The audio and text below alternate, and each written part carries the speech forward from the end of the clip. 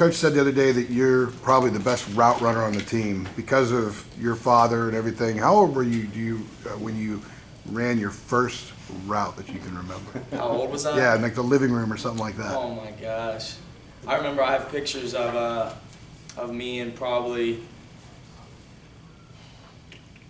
like 97 maybe. I have a Bears jersey on, 87. I was out in my backyard in Chicago. I got a Bears, one of those little plastic helmets on that little kids get for Christmas. You know, the full suit, whatever, and I'm out there running routes. He's got video. We got little, we had VHS tapes of them, but now we put them in the CDs. I was out there running routes, you know, throwing me balls. You know, some of them hit me in the face. You know, he just kept throwing them to me, kept trying to catch them. I've been running routes my whole life. I take pride in it, each and every route, whether it's a hitch, whether it's a post corner, whether it's a corner post, whatever it is, I take pride in it. I feel like I have to. It's something that's important to me. You grow up with a great teacher at home, someone who made a long career out of running great routes. At the same time, I would imagine you have a pretty good critic, a pretty hard critic as well.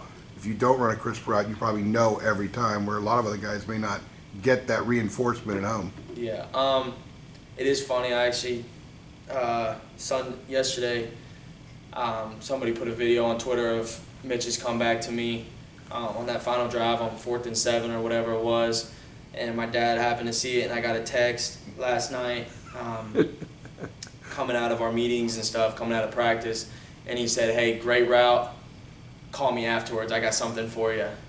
And it's always that, which is awesome. You know, I love it.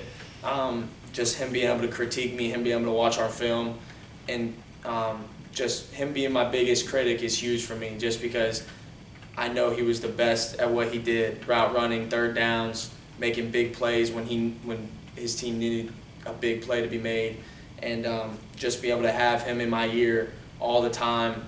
You know, some people can't take it, some people don't like it, but I love it just because I want to get to where he is, where he was at one time, and I know that's, you know, my routes and my hands and being able to do what I do on the football field is what I need to do to be able to get there. So how much does a game like Saturday go toward Austin Proehl making a name for himself instead of being Ricky's little boy? I mean, it's huge, but, you know, I think that he's gained that respect to the point where, you know, I'm Ricky's son to reporters, I'm Ricky's son to our analysts, I'm Ricky's son to whoever is doing the game, which is, you know, and a lot of people ask me, you know, does that bother you? And it doesn't. You know, he's earned that respect, you know, and I love being his son. So, and I love being associated with that and being able to say, he's my dad, he's taught me everything I know on the football field. And just being able to see what he did, you know, in Super Bowls and NFC championships and playoff games and regular season games, and just watching him in practice, you know, since I was walking, you know, just, you know, I take pride in having that title. But at the same time, you want to be right. You want to, you know, carve out your own niche. I mean, absolutely. I mean, it is huge for me to say, hey, you know, that's Austin Proehl. You know, but I also know that with doing what he's done in his past and in his 17-year career, Ricky Proehl is always going to be mentioned along with Austin Proehl, and that doesn't bother me. If you had to make one play against, say, you know, a Deion Sanders in his prime or the best cover guy, and if you could pull one thing out of your bag of tricks, would you pull your route running or your athleticism? That's a good question. I mean, you know, I feel like route running is a huge attribute that you need to get open in any situation. Man coverage, zone coverage, just having a feel for the game is a huge part of everything you do as a receiver.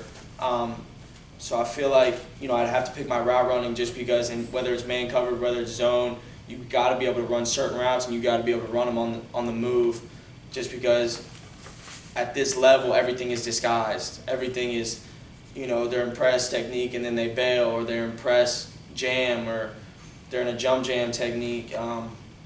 You know, it's one of those things where you got to prepare for anything at any given time, whether you're at 10 yards in the middle of your route, or if you're in, you know, the play hasn't even began yet. So that, I'd have to go with route running just because, if you're quick in and out of your breaks, you're going to be able to get the ball and you're going to be able to get open. What is a fourth down play like that? And I believe, didn't you have a fourth down catch on the previous drive also? Yes. Keep it, yeah, that's what I thought. Are you conscious of the fact that it's fourth down and that this is a situation where you really can't afford to not score, or is it just that play and you're just focused on it?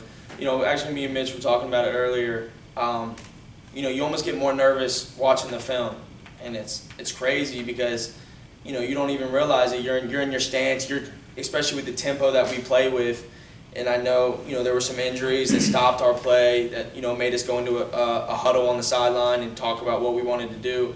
But just being in that situation, you're looking at a play, you're seeing the defense, and you're realizing what you want to do with your route, how you got to get open, and playing a whole 60-minute game up to that point, pretty much since it was the final seconds. You know what their tendencies are. You've been out there with them the whole game, and you know what you feel like you need to do to get open, and that's what I did. And I was confident in what I needed to do and the way I've been playing. So just being able to go out there, and Mitch had the trust in me to throw it before I even turned around, and that's what it's all about. Mitch mentioned your hands on Saturday after the game. How much of that is DNA? How much of that is hard work? I think it's definitely a little bit of both. Ever since I was little, I think I've been catching balls. It goes back to the route running. I've always had balls been thrown to me. My dad, from, Kurt Warner to guys like that, just throwing balls to me, just messing around with me. Yeah, Kurt Warner just throwing Cam. the ball. Ever since I was a freshman in high school, I've been a ball boy for the Panthers, and I always caught up Cam, Derek Anderson before games during training camp. And I think that goes back to hard work. Just I've taken pride in it. I don't have big hands. I'm not a big guy, obviously, but it's those things like route running and catching every ball that's thrown to me. I take pride in because those are opportunities for me, to make a name for myself and for me to make plays and help this team win. And So you've caught Kurt Warner, you've caught Derek Anderson, you've caught Cam. How does Mitch compare? Mitch is up there with the best, and I tell him that. I tell everybody that. From a standpoint of being composed in the pocket, to accuracy, to being able to throw a deep ball and put it on the money, he's one of the best I've been around, and I truly mean that. Especially as a team guy. He'll come over the sidelines, and I know he hasn't thrown a pick yet, but maybe a bad drive or something he felt like he could have done better, and he's all, hey, that's my fault, I got you guys, and and that's a huge part of it, and I think people overlook at it because they just see what he does on the field, first to fourth down or as we drive 80 yards for a touchdown. He's one of those locker room guys that he's, if we make a mistake, it's his fault, and even though it's not his fault, he puts it on himself because he feels like that's his responsibility, and I think that's huge for a quarterback and a leader of our football team to be able to communicate that with us and us to be able to fix a mistake in the middle of a game, to communicate, what's going on or, how we can fix it and the next drive come back to it and complete the pass or do what we need to do to fix it. Each of the last two games have been the best game of your career to that point. Were there things that you saw on film that you might be able to exploit on Saturday, and how can you apply those things as the season goes on? I don't know if there's, it's one of those things where it's just hard work, each and every week, getting timing, chemistry with Mitch, stuff like that is a huge key to every Saturday. Watching film, knowing their tendencies, knowing, certain stuff that they might do on certain downs, is just a huge deal. And then it goes back to route running and stuff, just be able to run crisp, sharp routes and knowing where I'm going to be, when Mitch is going to throw the ball and having, that timing and stuff like that is huge. And getting open and making plays, especially for first downs and moving the chains. We know how fast guys can score. We know how fast Florida State can score. Are you kind of anticipating that track meet, shootout style game on Saturday?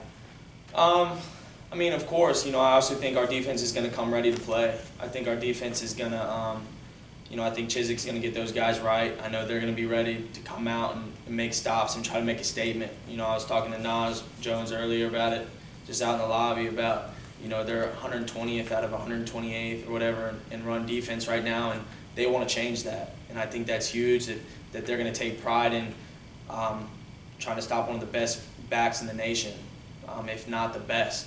And, you know, it's going to be one of those things where, yeah, we're going to have to score fast, but we also want to give our defense enough time to recover on and off the field. Just being able to sustain drives.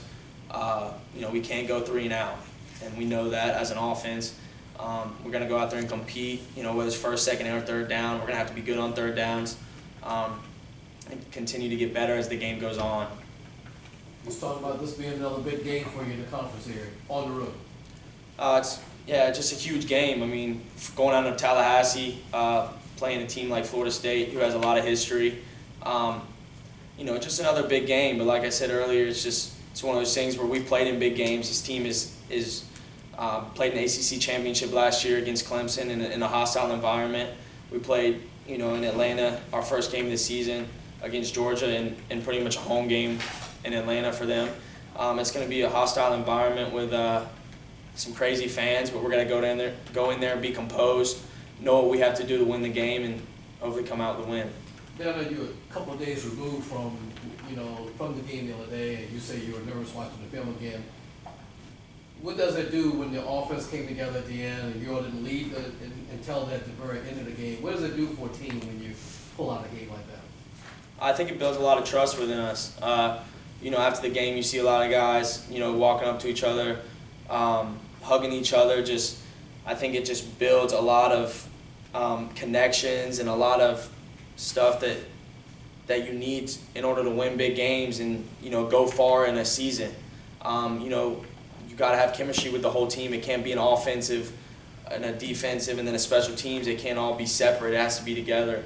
And I think that's huge for us, especially in a game like we had the other night when, you know, we were sitting there and in the fourth quarter, the offense wasn't moving the ball. We weren't scoring, and the defense continued to get 3 and outs. 3 out of the last 4 drives was a 3 and out, and the 4th drive was a field goal. And that's exactly what our offense needed to win the game. We needed stops, and we needed them not to score points.